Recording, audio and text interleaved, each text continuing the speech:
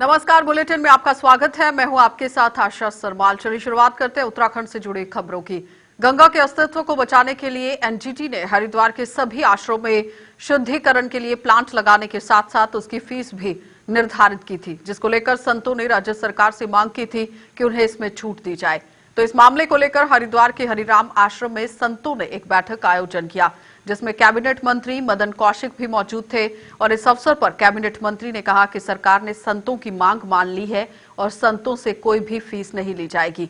इसके साथ संतों ने बिजली के बिलों में भी संशोधन करने की बात कही और इसमें कैबिनेट मंत्री ने कहा कि आश्रम में उपयोग की जाने वाली बिजली को घरेलू बिजली के माध्यम से ही बिल लिए जाएंगे और हाउस टैक्स में भी छूट का प्रस्ताव है और इस पर प्रस्ताव भी किया जाएगा। तो बैठक में कुंभ की तैयारियों को लेकर भी चर्चा की गई।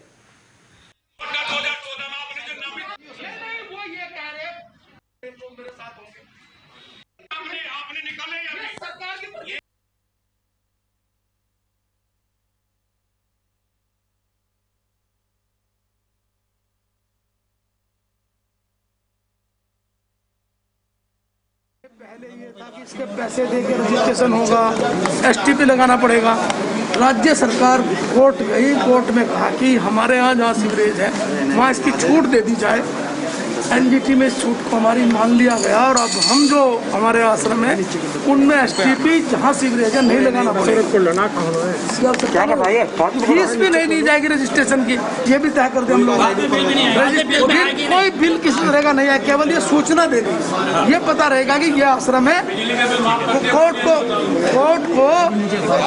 को ये बताना कि हमारे यहाँ 500 आश्रम है, सारे में सीवरेज है, इसलिए कोई दिक्कत नहीं है, ये वहाँ बताना है। पोल्यूशन बोर्ड की जो एनजीटी की तरफ से आई है सूचना कि प्रत्येक आश्रमों में सीवर का मशीनीकरण किया जाए, उसको शुद्धिकरण किया जाए, उस विषय में मीटिंग थी और कुंभ के विषय में भी चर्चा हुई।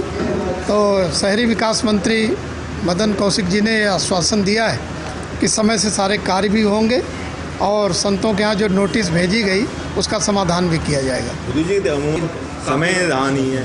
आज शहर की स्थिति तो खराब है, रोडों की, पुल भी नहीं पूरे निर्माण हुए।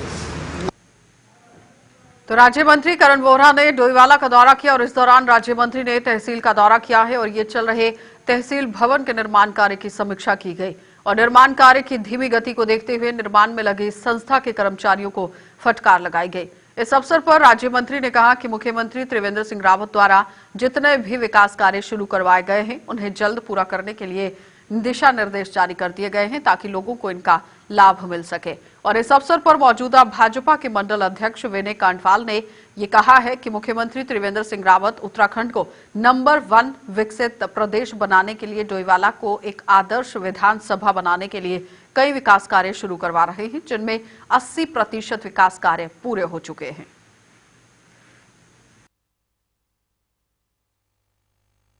देखिए, माननीय मुख्यमंत्री श्री त्रिवेंद्र सिंह रावत जी ने उत्तराखंड को विकसित प्रदेश नंबर 1 प्रदेश बनाने के लिए अपने प्रयास किए और इसी तरह हमारी विधानसभा डोईवाला विधानसभा एक आदर्श विधानसभा बनाने के लिए बहुत भरसक प्रयास किए। कई घोषणा की, 75% से लेकर 85% घोषणाएं पूरी भी हो गई, साकार ले चुके हैं। कुछ इन्हीं सौगातों में से एक सौगात है हमारी, जहाँ पर हम खड़े हैं, तहसील भवन। पुरानी भवन जो जर्जर स्थिति में था और वहाँ लोगों को परेशानियाँ थी, पूरी व्यवस्था नहीं मिल रही थी, तो उसके लिए माननीय मुख्यमंत्री जी ने नई तहसील बनाने का जो वादा किया था वो आज साकार रूप ले रहा है। इसे डेडलाइन दी गई 11 महीने में। जल्दी इसके बनने से डोईवाला की जनमानस को इसका बहुत लाभ मिलेगा और जो वहाँ के कर्मचारी हैं उनको भी सुख सुविधाएँ मिलेंगी। इसलिए हम माननीय मुख्यमंत्री जी का बहुत आभार व्यक्त करते हैं। देखिए, माननीय मुख्यमंत्री जी के निर्देश के अनुसार जितने भी उनके द्वारा घोषणाएं हुई हैं उन पर तेज़ी से कार्य करने के निर्देश प्राप्त हुए हैं और उसी को देखते हुए आज हमने डोईवाला ये तहसील भवन का निर्माण कार्य चल रहा है, इसकी प्रगति जानने के लिए आज हम यहाँ पहुँचे हैं और हमने संबंधित विभाग के इंजीनियर्स को ये स्पष्ट रूप से कह दिया गया है कि आप इस काम में तेज़ी लाएं और समय से ये कार्य हो और गुणवत्ता के आधार पर ये कार्य हो। इसमें किसी भी प्रकार की ढिलाई बर्दाश्त नहीं की जाएगी, क्योंकि क्षेत्र की जनता को अतिशीघ्र सुविधा मिलनी चाहिए और डोईवाला तहसील भवन का निर्माण इसी वजह से माननीय सीएम साहब ने तुरंत कराने का आश्वस्त किया था। और इस कार्य में तेजी लाने के लिए आज हम पूरे क्षेत्र में जितनी भी माननीय मुख्यमंत्री जी की घोषणाएं हुई हैं उन सभी कार्यों में तेजी से कार्य करने के लिए बराबर उनका अवलोकन कर रहे हैं और संबंधित विभाग को इससे अवगत करा रहे हैं कि समय पर और गुणवत्ता के आधार पर कार्य हो जाए। तो उत्तराखंड का दून मेडिकल कॉलेज प्रदेश का सबसे बड़ा आईसीयू बेड वाला अस्पताल बन गया है और बड़ी बात यह है कि दून मेडिकल कॉलेज में सिर्फ 5 महीनों में ये सब व्यवस्था की गई। और Doon medical college principal doctor Ashutosh Sayana ने कहा कि कोरोना महामारी से पहले दून अस्पताल में 5 आईसीयू के जो बेड हैं वो उनकी व्यवस्था की गई थी और उसके साथ ही आईसीयू के अंदर जिस तरह से काम चलना चाहिए वो होता हुआ दिख रहा है। लेकिन इस पर समय में जो अस्पताल के अंदर 75 आईसीयू बेड की व्यवस्था की गई है वो देखते ही बन रही है। उन्होंने कहा कि 2 सप्ताह के भीतर इस संख्या को बढ़ाकर 100 बेड किया जाएगा। और डॉक्टर आशुतोष सयाना ने कहा कि आईसीयू में मरीजों को हर तरह की स्वास्थ्य सुविधाएं उपलब्ध कराई जाएंगी। देखिए, अभी तक जो आईसीयू जो कोविड से पहले तक जो व्यवस्था थी वो 5 बेड का आईसीयू था हमारा। और कोविड आने के बाद धीरे धीरे हमने आईसीयू बेड बढ़ाने स्टार्ट करे और आज की डेट में 75 बेड का आईसीयू जो है हमारे पास तैयार है। और शीघ्र ही 2 हफ्ते के अंदर हम 100 से अधिक आईसीयू बेड बढ़ाने जा रहे हैं और वो संचालित होने जा रहा है। और आईसीयू में जो भी सुविधाएं मौजूद होनी चाहिए, वेंटिलेटर, मॉनिटर, जितनी भी सुविधाएं होनी चाहिए वो सभी जो है वहाँ पर मौजूद होंगी। और मुझे लगता है कोविड के मरीजों को तो इसका लाभ मिलेगा ही मिलेगा। और कोविड खत्म होने के बाद जब भी जो है सामान्य जो व्यवस्थाएं जो है होनी चाहिए उस समय जो है और मरीजों को भी जो है इसका लाभ मिलेगा। तो भाजपुर में फर्जी अस्पतालों की संख्या इस कदर बढ़ती जा रही है कि प्रशासन इन्हें रुकने के जो नाम है वो नहीं ले जा रहे हैं। यानी प्रशासन लगातार इन्हें रोकने की कवायद जो है वो शुरू कर रहा है लेकिन नाकाम होते हुए सिद्ध नहीं हो रहे हैं, सामने नहीं दिख रहे हैं। तो प्रशासन की इस नाकामी का खामियाजा भोली भाली जनता को भुगतना पड़ रहा है।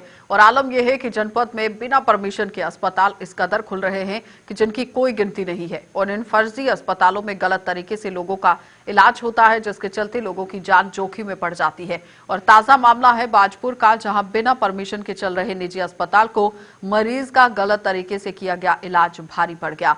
और मरीज के परिजनों ने मुख्यमंत्री पोर्टल पर इस अस्पताल की शिकायत की थी, जिसके बाद स्वास्थ्य विभाग हरकत में आया और जिला स्वास्थ्य विभाग की टीम ने अस्पताल पर छापामारी शुरू कर दी और उसे सील कर दिया। वहीं डिप्टी सीएमओ और डॉक्टर हरेंद्र मलिक ने बताया कि 4 अस्पतालों पर छापेमारी की गई है, जिनमें से लाइफलाइन अस्पताल को सील किया गया है। और खुशी अल्ट्रासाउंड को भी डॉक्टर उपलब्ध न होने के कारण सील कर दिया गया, जबकि 2 अन्य अस्पतालों के दस्तावेजों की जांच की जा रही है। उन्होंने कहा कि फर्जी अस्पतालों के खिलाफ भविष्य में भी विभाग का अभियान जारी रहेगा।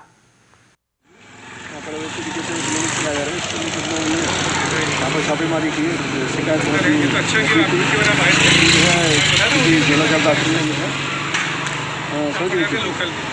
तो उसी सिलसिले में जो है तो लाइफलाइन हॉस्पिटल से सील किया गया है।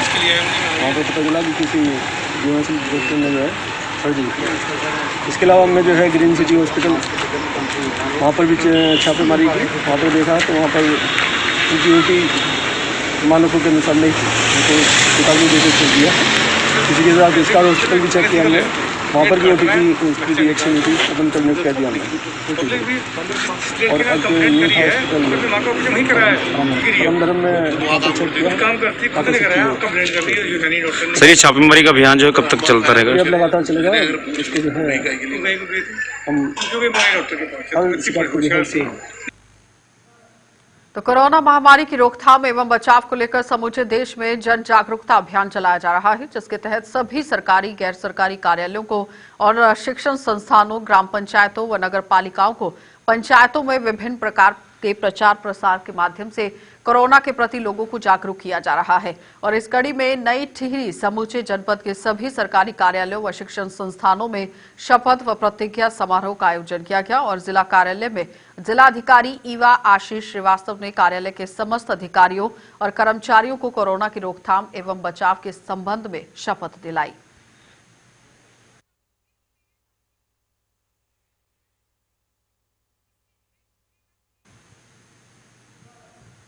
तो तो हल्द्वानी में पुलिस द्वारा एक शपथ समारोह का आयोजन किया गया, जिसमें वरिष्ठ पुलिस अधीक्षक सुनील कुमार मीना के द्वारा नैनीताल जनपद के सभी पुलिसकर्मियों को कोविड-19 के बचाव के लिए शपथ दिलाई गई। और इस शपथ में पुलिसकर्मियों द्वारा शपथ ली गई है कि वे कोविड-19 की लड़ाई को जन आंदोलन की तरह लेंगे और इसके बचाव के लिए लोगों को जागरूक करेंगे।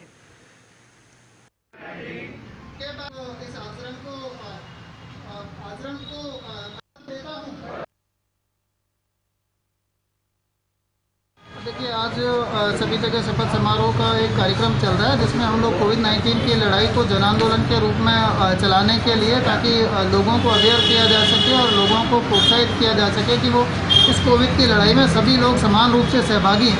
इसके लिए एक प्रतिज्ञा हमारे पुलिसकर्मियों को सभी को दिलाई गई है और उसी को हम लोग चाहते हैं कि ये आचरण जो है कोविड-19 के खिलाफ लड़ाई का, ये अपने साथ साथ अपने परिवार में, अपने दोस्तों में, अपने जानकारों में भी उसको प्रचार प्रसार करें और कोविड के खिलाफ इस लड़ाई को हमारे माननीय प्रधानमंत्री जी के चाहत के अनुसार जन आंदोलन का स्वरूप देने के लिए हम सभी को प्रतिबद्ध होना चाहिए और इसके लिए प्रयास करना चाहिए।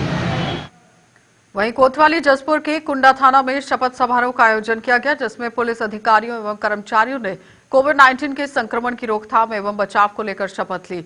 और इस मौके पर कुंडा थाना अध्यक्ष विनोद फरत्याल ने कहा कि अधिकारियों एवं कर्मचारियों को कोरोना से बचाव के लिए जन जागरूकता पर विशेष ध्यान देना होगा। उन्होंने कहा कि त्योहारों का सीजन शुरू होने वाला है और जिसके चलते मास्क की अनिवार्यता और सोशल डिस्टेंसिंग एवं स्वच्छता से संबंधित नियमों के पालन के लिए व्यापक स्तर पर जागरूकता जरूरी है। और यही नहीं, सर्दी के मौसम में भी कोविड से बचाव के लिए और सतर्क होना बहुत जरूरी है। करने का वचन देता हूँ, मैं सदैव मास्क, फेस कवर पहनूंगा। विशेषकर सार्वजनिक स्थलों पर मैं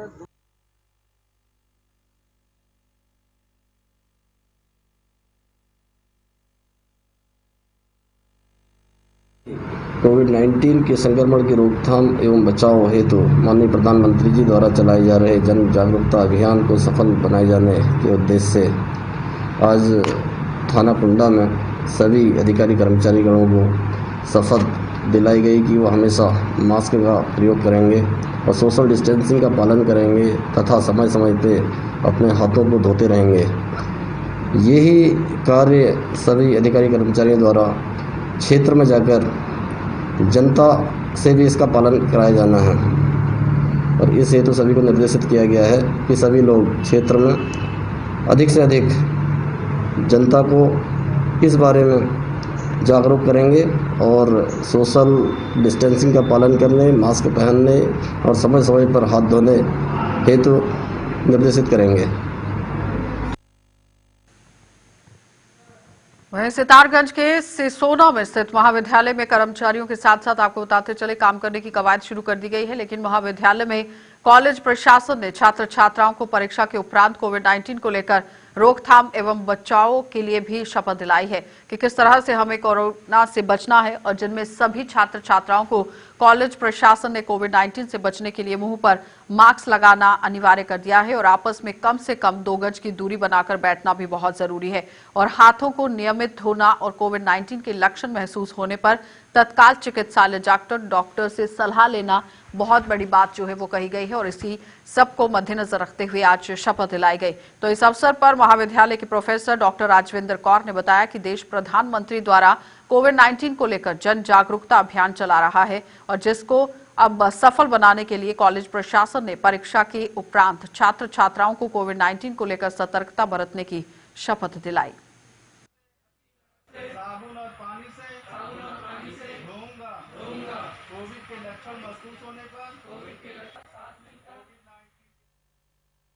माननीय प्रधानमंत्री जी द्वारा कोविड-19 अनुरूप व्यवहार हेतु जन आंदोलन एक अभियान प्रारंभ किया गया है, जिसमें जो है आज महाविद्यालय में प्रथम पाली की परीक्षा समाप्त होने के उपरांत विद्यार्थियों और कर्मचारियों को जो है शपथ दिलाई गई है कि वो सोशल डिस्टेंसिंग का पालन करते हुए और मास्क पहनकर और सैनिटाइज़र का प्रयोग करके और इस तरह से जो है कोविड की जंग को जीतना है। तो इसलिए जो है ये शपथ दिलाई गई है आज महाविद्यालय में।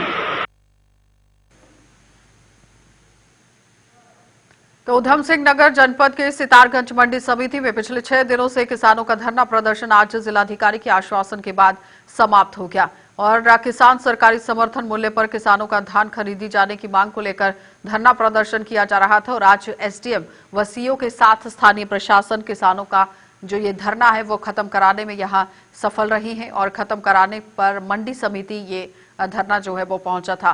तो इस दौरान जिलाधिकारी उधम सिंह नगर से किसानों द्वारा फोन पर वार्ता के बाद किसानों ने अपना धरना खत्म कर दिया और आज से ही मंडी समिति में जो राइस मिल रहे हैं वहां पर उनके द्वारा सरकारी समर्थन मूल्य पर धान की खरीद शुरू की जाएगी।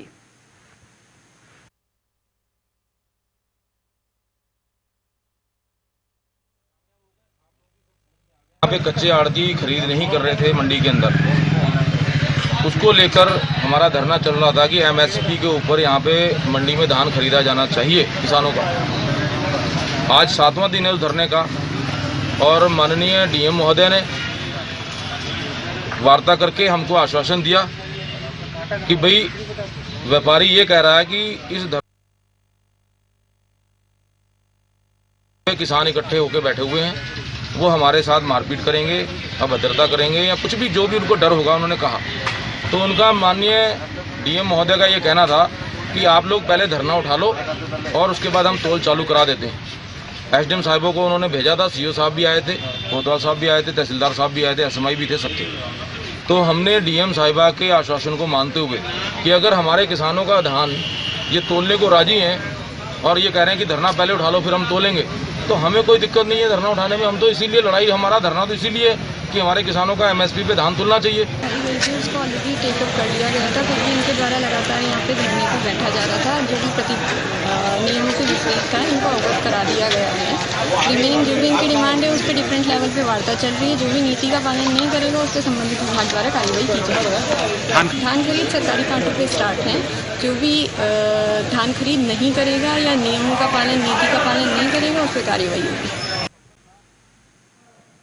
तो कहने को तो सरकार ने 1 अक्टूबर से धान की सरकारी खरीद शुरू कर दी है और इसके लिए प्रदेश पर धान के सरकारी खरीद केंद्र भी खोल रखे हैं, लेकिन 1 हफ्ता बीतने पर भी सरकारी केंद्रों पर धान की कोई खरीद नहीं हो रही है, जिससे किसान परेशान हैं। और प्रदेश में धान की बड़ी जो बेल्ट माने जाने वाले हरिद्वार की बात करें तो यहां बनाए गए सरकारी 16 खरीद केंद्रों में से एक पर जो मात्र 40 क्विंटल धान की खरीद हो पाई है, यानी कि एक केंद्र के अंदर 40 क्विंटल ही धान की खरीद हो गई और बाकी केंद्रों पर ही दाना जो है वो धान अभी नहीं खरीदा गया है। तो किसानों का आरोप है कि जब वे धान बेचने के लिए इन केंद्रों पर जाते हैं तो वहां मौजूद कर्मचारी अधिकारी उनके धान में तमाम कमियां बताते हुए सरकारी नियमों का हवाला देकर धान को मानकों पर बेचने की बात कर देते हैं और मानकों पर वो खरा नहीं उतरने की बात कह देते हैं। तो इस मामले को लेकर हमारे संवाददाता जसवीर सिंह ने एसएमआई गुलाब रावत से भी खास बातचीत की है। चलिए आपको दिखा देते हैं कि एसएमआई ने क्या कुछ बातचीत की है। राज्य सरकार ने धान की खरीद 1 अक्टूबर से शुरू कर दी थी, जिसके लिए बाकायदा हरिद्वार में 16 सेंटर बनाए गए हैं। इनमें से एक सेंटर लक्सर में है, मुख्य सेंटर जिस पर हम मौजूद हैं। हमारे साथ में जुड़े हुए हैं एसएमआई, उनसे बात करेंगे। सर, आपका नाम क्या है? गुलाब सिंह रावत जी, जिस तरह से सरकार ने 1 अक्टूबर से शुरू की थी धान की खरीद, आपके यहाँ सेंटर बना हुआ, कितना धान खरीदा गया? कल तक 40 क्विंटल धान खरीदा हुआ है और आज भी हमारी खरीद चल रही है। 40 क्विंटल धान। तो क्या प्रक्रिया है इसकी? प्रक्रिया ये है, पहले किसान को अपना एक सिंपल सा रजिस्ट्रेशन करवाना है। रजिस्ट्रेशन करवाने के बाद हम उसका धान खरीदेंगे। इसके बाद अच्छा, इसके लिए मानक और क्या तय किए गए? मानक उसमें जो गवर्नमेंट ऑफ इंडिया के मानक है उसके अनुसार खरीद हो रही है। उसमें नमी जैसे 17% से ज़्यादा नहीं होनी चाहिए, काला दाना नहीं होना चाहिए। से मेन उसमें नमी का है, मेन नमी का है। तो आपने सुना, ये गुलाब सिंह रावत एसएमआई लक्सर, जिन्होंने साफ तौर पर स्थिति साफ की है। इन्होंने कहा है कि जो मानक हैं वो तो पूरे करने होंगे। और रही बात धान की खरीद की, अभी शुरुआत हुई है। ये कह रहे हैं कि अभी 40 क्विंटल धान खरीदागा, लेकिन आने वाले दिनों में जिस तरह से रजिस्ट्रेशन की प्रक्रिया चल रही है कहीं ना कहीं खरीदारी बढ़ेगी। अभी देखने वाली बात है कि कब तक किसानों का तमाम, यानी कि लक्सर उसके आसपास के इलाकों का धान की खरीदारी हो पाती है और किसानों को राहत मिल पाती है। जसवीर सिंह, जगह 24 न्यूज़, लक्सर। तो गदरपुर के खेमपुर क्षेत्र में जंगलों की अवैध रूप से कटाई जारी है और वन विभाग ने जंगलों की अवैध रूप से कटाई को रोकने के लिए एक अभियान शुरू किया है। इस अभियान के तहत वन विभाग ने खेमपुर और सेठवाला से पेड़ जो पैमाने पर काटे जा रहे हैं उसको लेकर भी बातचीत करने की कोशिश की है और अवैध लकड़ी को जब्त किया है। तो जिला पंचायत सदस्य खेमपुर कुमारी सुमन ने कहा कि क्षेत्र में बड़ी संख्या में लकड़ी तस्कर सक्रिय हो गए हैं और लगातार जंगलों को नुकसान पहुंच रहा है। उन्होंने वन विभाग से इन तस्करों के खिलाफ कड़ी कार्रवाई करने की मांग की और जंगलों की सुरक्षा के लिए भी कदम उठाने की मांग की गई।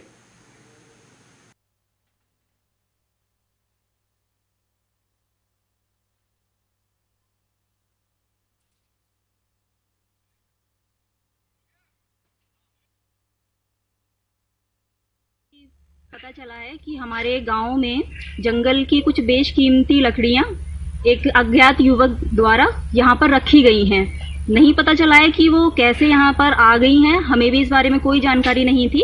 अब सूचना मिलने पर हमें पता चला है कि कुछ बेशकीमती लकड़ियां यहां पर रखी गई हैं। तो मैं वन विभाग से और फॉरेस्ट कर्मियों से सभी से अपील करना चाहूंगी कि आगे से इस पर बहुत बड़ी कार्यवाही करें ताकि जंगलों को बचाया जा सके। ऐसे अवैध कार्यों से हमारे जंगलों को भी बहुत नुकसान पहुंचता है और पर्यावरण को भी बहुत नुकसान पहुंचता है। तो जिसने भी ये ऐसी हरकतें की हैं उन पर सख्त कार्यवाही की जाए ताकि आगे से कोई भी मनुष्य ये करने के लिए 10 बार सोचे कि हमें जंगल का नुकसान नहीं करना है। तो रुड़की की सिविल लाइन कोतवाली क्षेत्र की रहने वाली एक महिला पारुल भाटिया ने कोतवाली पुलिस को तहरीर देकर स्थानीय विधायक पर गंभीर आरोप लगाए हैं। इस महिला ने स्थानीय विधायक के बेटे पर अपने बेटा अपहरण करने का आरोप लगाया है और इस महिला का आरोप था कि विधायक के बेटे ने जो अपने साथियों के साथ उसके घर में घुसकर उसके बेटे से मारपीट की और उसका अपहरण कर दिया।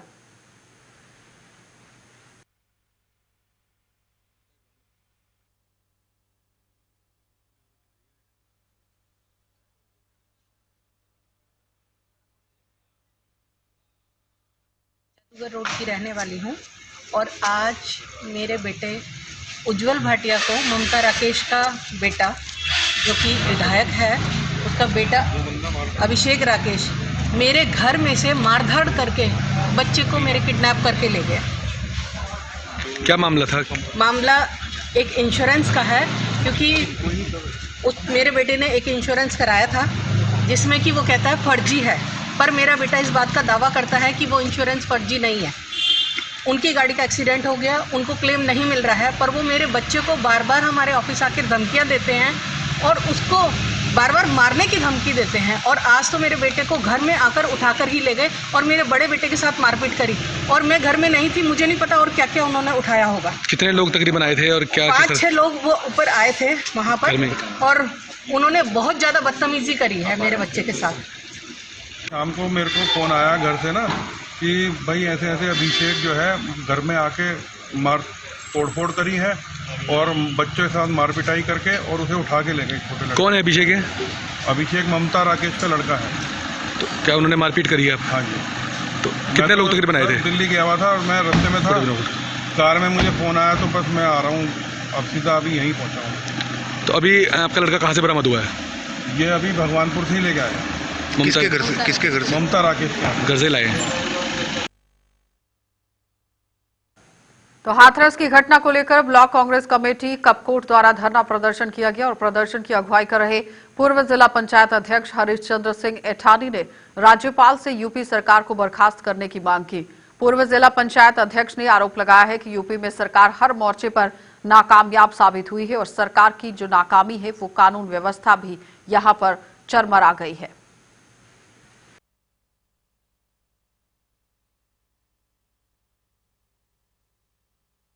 हाथरस की जो घटना घटी है उसमें आज मौन व्रत में स्वर्गीय चंद्र सिंह शाही जी की मूर्ति के नीचे हम लोग सब धरने में बैठे हुए हैं। आज जिस तरीके से आज यूपी और उत्तराखंड की कानूनी व्यवस्थाएं, महिलाएं असुरक्षित हैं, युवा बेरोजगार हैं, तो कहीं ना कहीं इसके लिए जो महिलाओं के ऊपर जो अन्याय हो रहा है, चाहे उत्तराखंड हो चाहे यूपी हो, तो इस हाथरस की घटना ने पूरा झकझोर कर पूरे समाज को झकझोर कर रख दिया। वाल्मीकि समाज की एक हमारे निम्न तबके से आई हुई बालिका का आज अब इतनी बृहत हत्या की गई, उसके बारे में कहीं ना कहीं किसी के द्वारा कोई भी आवाज़ नहीं उठाएगी। इसकी हम घोर निंदा करते हैं। साथ में महामहिम राष्ट्रपति जी से अनुरोध करते हैं कि यूपी की सरकार को तुरंत बर्खास्त किया जाए ताकि वहां पर कोई न्याय व्यवस्था दुरुस्त की जा सके। तो विकासनगर के पंचायत कचड़ा के सदस्यों ने बीडीओ पर भ्रष्टाचार के आरोप लगाए हैं और इस संबंध में पंचायत के सदस्य कुलदीप चौहान और जनप्रतिनिधियों ने एक प्रेस वार्ता का आयोजन किया, जिसमें इन लोगों ने आरोप लगाया है कि बीडीओ कालसी द्वारा सरकारी योजनाओं के लिए आए हुए जो पैसे हैं उनका दुरुपयोग किया जा रहा है और हर विकास कार्य के लिए बीडीओ पंचायत के सदस्यों में भारी कमीशन ली जा रही है।